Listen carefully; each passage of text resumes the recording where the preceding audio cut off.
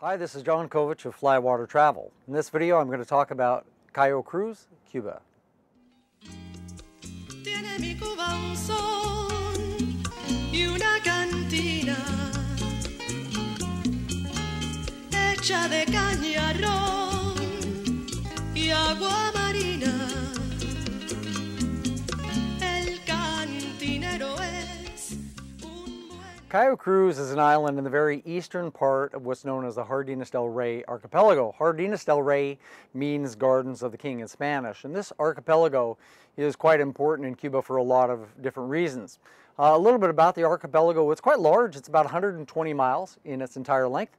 It's got some very important islands on it. If you study Cuba a little bit, especially looking into where to go and what to do, you'll see a lot of these different islands mentioned. You'll see Cayo Santa Maria, Cayo Coco, especially Cayo Guillermo, and now Cayo Cruz. Historically, it's an important part of Cuba for a few different reasons. One is that it was a hideout for a lot of pirates.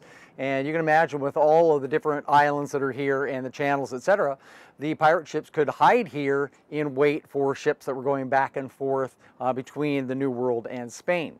It was important later in Cuba in the late 1800s as a place that slaves were brought illegally into Cuba. Now, the slave trade was legal in Cuba for a long time, but officially abolished in the mid-1800s. But unfortunately, because this archipelago was sort of away from Havana and out of the eyes of Cuban authorities, it was used illegally to bring in more slaves. Now, more recently, it holds a really important spot in Cuban history.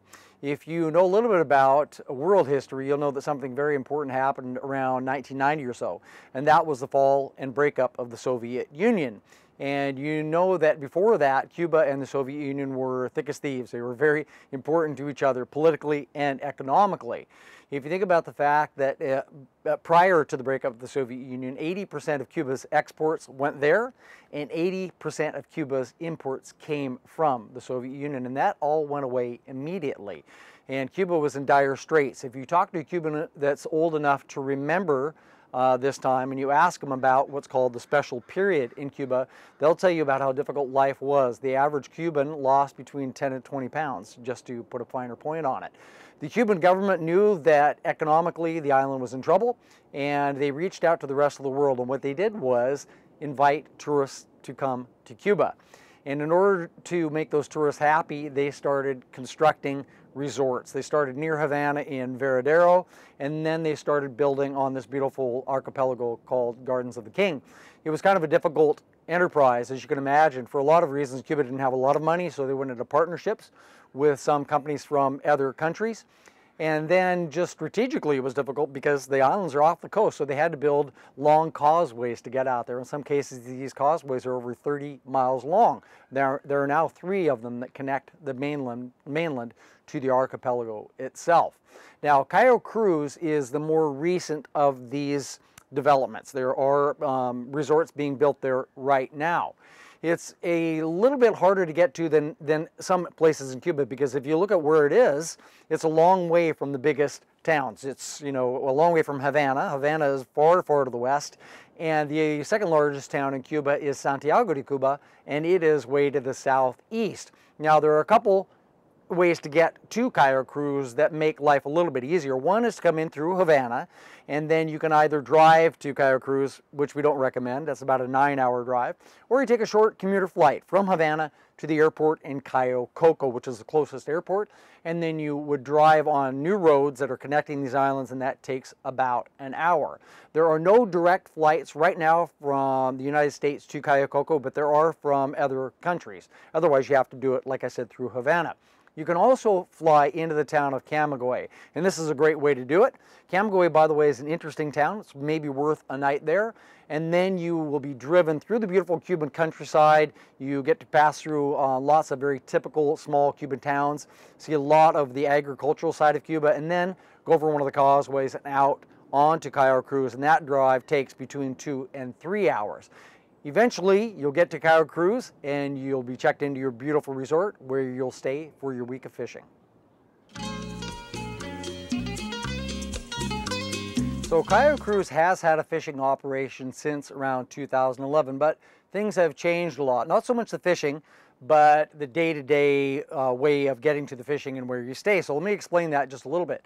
In the past, guests had to stay on land because there were no resorts built out here. And that was fine. They stayed in a little village, but it was an hour each way to get out to the marina and then back. Then part of the year, the outfitter started having a live-aboard boat here, and you stay on a live-aboard boat during the meat of the season. But of course, these resorts are in process of being built, and I do want you to understand, in full disclosure, that I have not stayed there yet, and none of them have stayed there yet because the resorts are not quite done. We have a very good idea of what they'll be like, and I'll show you pictures of them as we go through the video of them in process, and then other resorts in Cuba that they'll be very much like. So I'll do my best to explain exactly how this will all work. Now, one thing that's nice about Cayo Cruz as a destination, similar to the Gardens of the King fishing destination at the other end of the archipelago, is that it's a good destination to go with non-anglers because you stay in these beautiful all-inclusive resorts. And the resorts, of course, are on the beach, and the beaches are stunning. And there's lots for a non-angler to do. I mean, it could be as simple as sitting by the pool all day long. There are pools and bars and lots of restaurants, but there's also activities, meaning that they can take catamaran trips, they can go on snorkel trips, and they can take tours back onto the mainland to see what would be more typical Cuban towns. So that's one great advantage to these resorts. Now, as I said, these are all-inclusive resorts, so you pay in advance for your accommodations and all your food and all your drinks. One thing I do want to make clear, and I've said it in other videos, is you'll be impressed on the first day when you walk into the dining room, or the buffet, I should say, and you see all the food. There's a lot. The food is not exactly great, I would say. Now, I don't want to paint a picture that says it's bad. It's not. It's just not incredible. And this is quite typical of Cuba overall. And it's in large part just because they have a hard time getting great supplies. But one thing I've learned from being at these different resorts is that you quickly learn where the great food is. And there's always one bar that does a really good job or one restaurant that's better than the others. And so those are the places that you end up frequenting. Now, for anglers, at the beginning of every day, you're going to start the day in the cafeteria at the buffet where you're going to have your breakfast.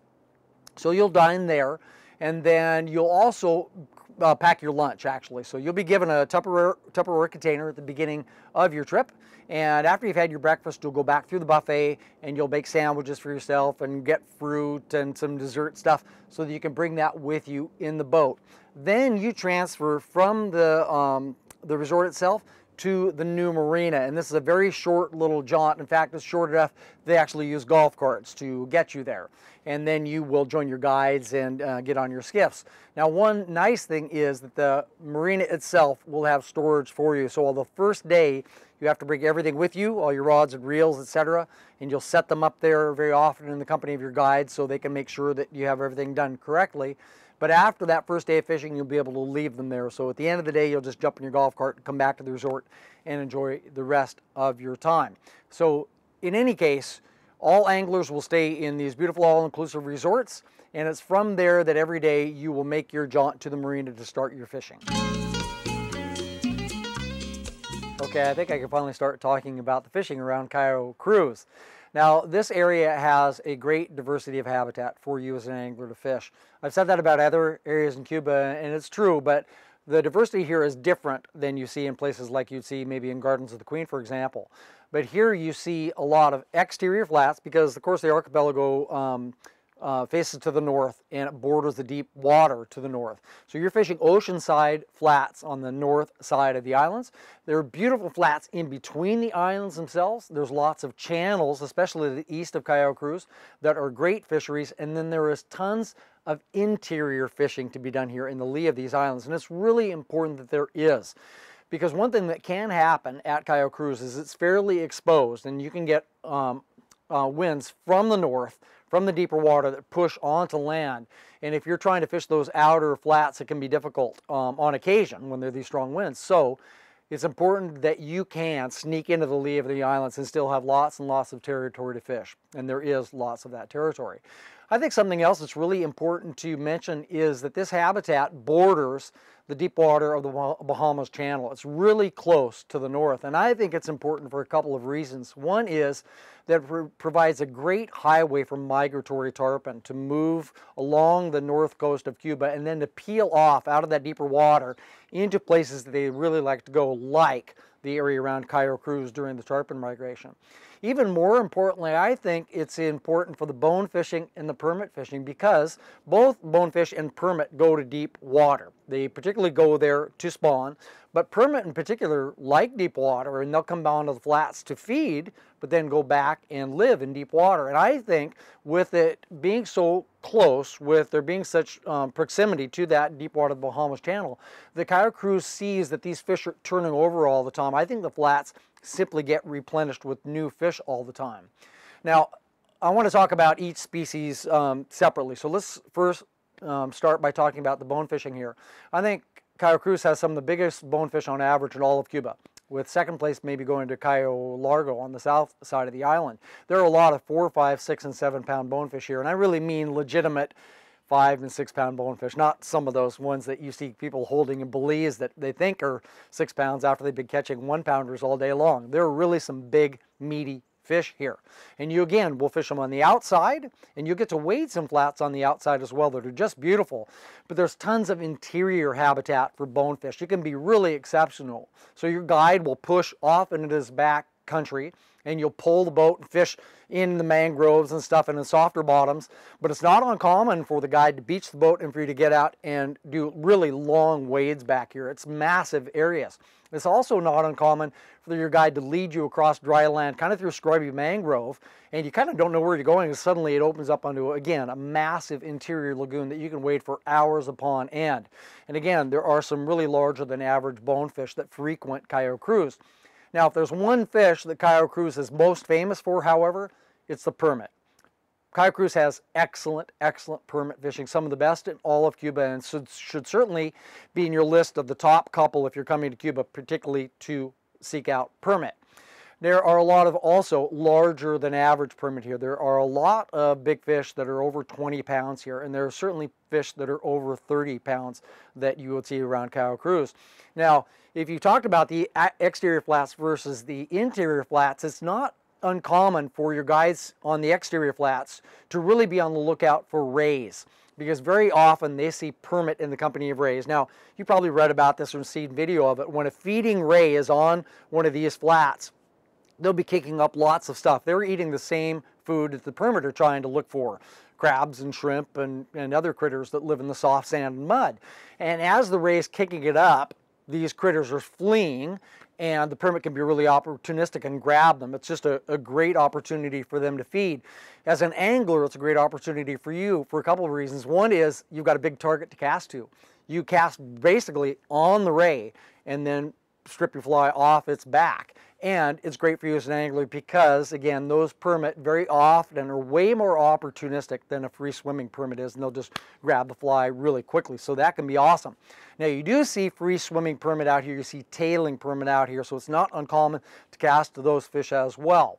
But also what's great is that they're a permit in the backcountry. So when you go into that backcountry, very often to bonefish, you'll also have chances at permit. And one thing that I haven't seen in too many other places is pretty good opportunities to catch permit off your feet here. So a good guide, when you're bone fishing, will carry the permit rod with him. And I remember being here just a couple of years ago with my youngest son, and our guide did that on our first morning back here, and almost immediately we saw 2 permit, and my son had a great chance and didn't catch either one of them, like permit fishing usually is. But later that day, after lunch, I think my son had just released a bonefish, and we all stood up and at the same time saw a permit just about 40 feet from us. It snuck up on us as we were landing this bonefish, and we just had enough time to kind of peel line off the reel, and kid made one cast and landed a permit off his feet. So, you know, you really have amazing opportunities for permit here, and it's really unusual to catch a permit off your feet. So Cayo Cruz can be exceptional in that way. Now, for tarpon, this is an interesting area for tarpon because at the other end of the archipelago, Gardens of the King, there are tarpon all year long. And here at Cayo Cruz, there really aren't. Now, yeah, there are some tarpon that stick around all year long, but they're not in prolific enough numbers to make this a destination that you go to in November, December, January, February looking for tarpon. But they do show up in mass during the tarpon migration, It starts in the end of March and then in April, May, and June. And they love this area in particular because of the massive, deep, really long channels that exist, particularly to the east of the island of Cayo Cruz. And so the tarpon will come into these channels, and they really, for some reason, tarpon just love channels. And you'll come into the channels with your guide, and you'll be looking for rolling tarpon and cast in front of them. You'll do some searching with sinking lines here as well, but also can be exceptional where the channels meet the flats on the exterior sides, where tarpon are either coming into the channels or leaving from the channels. So you see big tarpon in 3 or 4 feet of water. It can be just great. Now, one thing to note though is that being so close to the ocean, the tarpon sometimes will disappear, like for a day or two. Maybe because the water's gotten a little warmer, because there hasn't been any fresh water, any rain for a few days. So they'll go back into the deep water of the Bahamas Channel, and then they'll come back again onto the flats and into the channels around Cayo Cruz.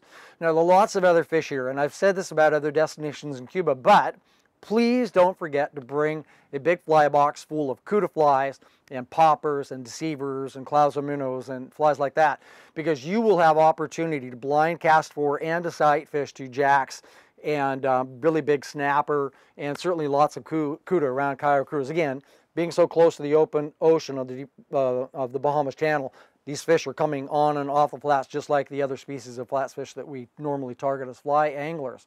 So just to sum up, the reason that you would want to consider Cayo Cruz as a destination is, number one, if you need to go to a destination where you're in the company of a non-angler and where they would have things that they would like to do that would keep them occupied. So Cayo Cruz, with this beautiful resort that you'll be staying there, has great pools, beautiful beaches, and lots of excursions and things to keep a non-angler busy. It's also an incredible destination for particularly permit-crazed anglers. If you're considering a permit destination and are looking at the top destinations in Cuba, absolutely Cayo Cruz has to be considered. It's also an excellent destination for those that love to wade fish for bonefish. There's lots of territory to do it here for larger than average bonefish. Lastly, if you came during the months of the tarpon migration, during April, May, and June, you would then have opportunity for all the species of flats fish that we love to fish for as fly anglers. So I think that Cayo Cruz is a really interesting destination. It's got a lot to offer, and it really should be a consideration for you if you're looking for a trip to Cuba.